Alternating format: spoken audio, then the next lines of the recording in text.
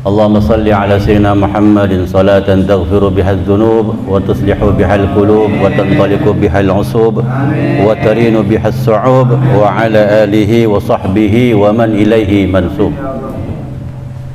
رب اشرح لي صدري ويسر لي أمري واحلل عقدة من لساني يفقهوا قولي. اللهم إنا نسألك الفتوح والمنوح والرسوح وتوبة النصوح وصلاح الجسد والروح. أما بعد. Ma'asyiral hadirin wal hadirah rahimakumullah. Alhamdulillah telah sama-sama kita membaca solawat atau qasidah burdah. Semoga apa yang kita baca menjadi nilai ibadah di sisi Allah Subhanahu wa taala, dan solawat yang kita baca semoga Allah sampaikan kepada junjungan kita Nabi besar Muhammad sallallahu alaihi wasallam.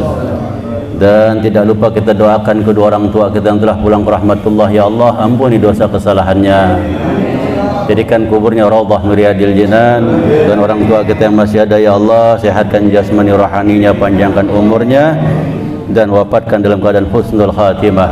Amin ya rabbal alamin.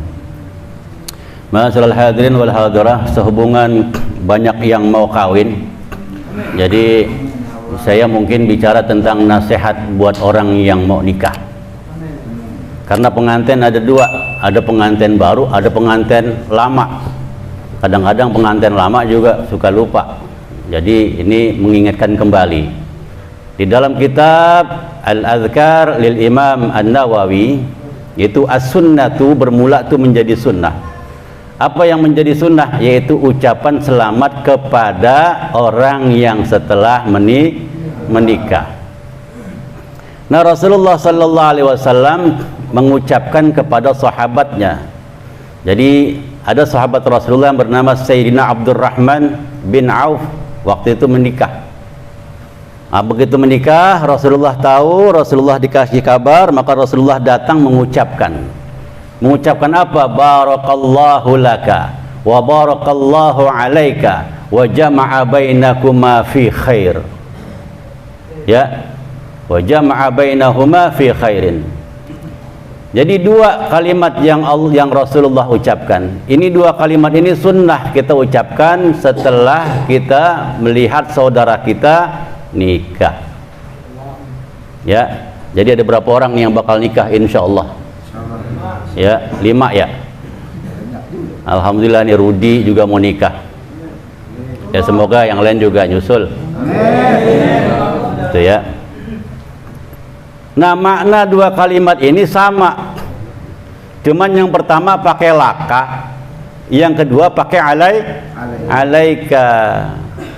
Jadi ada dua ucapan, dua-duanya beda makna.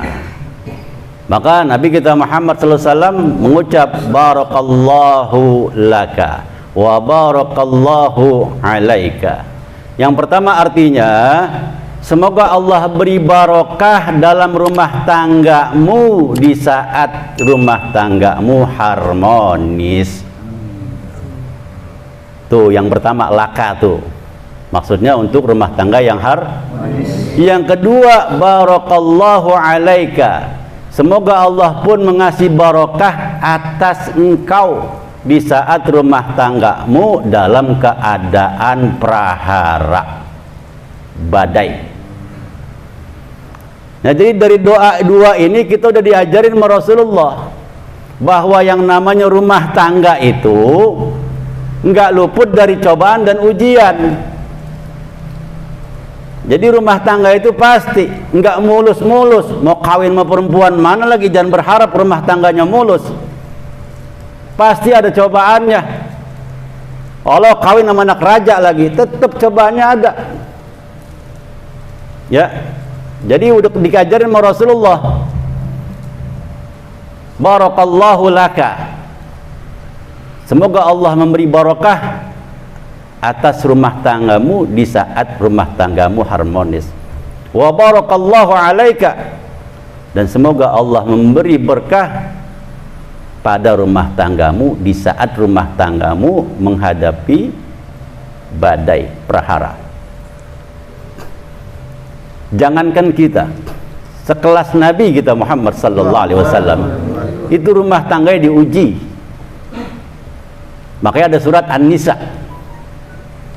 Itu isi daripada surat An-Nisa itu mengkisahkan istri-istrinya Nabi kita Muhammad sallallahu alaihi wasallam.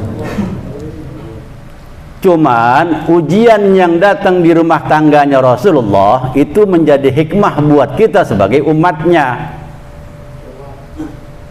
Gitu. Jadi buat hikmah buat kita. Nah, jadi dari ucapan dua ini kita udah tahu bahwa rumah tangga ada harmonisnya, ada praharanya. Itu Rasulullah aja dapat ujian. Nah, kita kan nggak ada kelas apa-apa. Kelas Sayyidina Umar. Lihat Sayyidina Umar, bagaimana nggak gagah dia, badan tinggi, seterek. Itu kalau naik kuda diibaratkan, begitu naik kuda kakinya masih nyampe di tanah. Itu bagaimana modelnya tuh?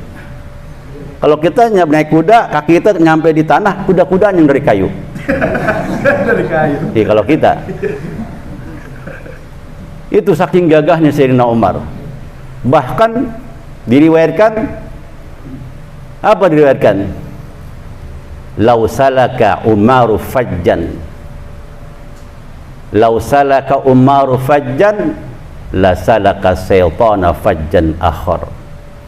Sayyidina Umar mau lewat ke sono atau udah lewat, setan nggak mau bekas Sayyidina Umar lewat dilewatin. Ampe kayak begitu.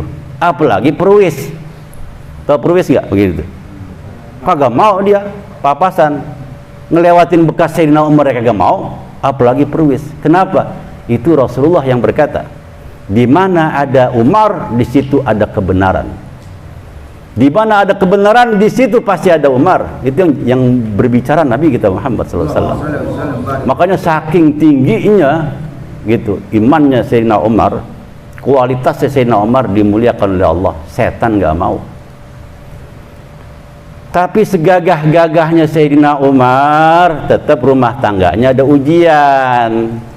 Bukan mentang-mentang gagah ujian kagak ada. Jadi setiap siapapun rumah tangganya, termasuk yang ngomong ini, tetap ada ujiannya, ada godaan dan ada cobaan.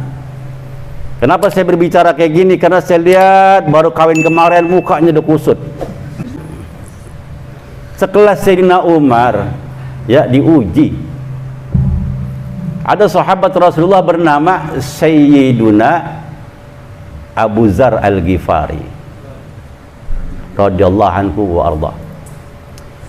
Sayyidina Abu Dzar Al-Ghifari ini punya bini, modelnya tuh kayak petasan emprit, kayak petasan ceprit. Ibaratnya gini, laki baru ngomong sekali, dia udah ngomong 200 kali. Kayak bininya En, ngomong baru sekali udah nyerocos deh. Bininya ikut nggak? Ikut. Bos, tadi dia ngambek lagi. Bodo amat dah. Sekali laki baru ngomong sekali, dia udah 100 kali. Berapa kayak petasan ituan yang kayak orang apa sih nyambut besan. Kayak gitu.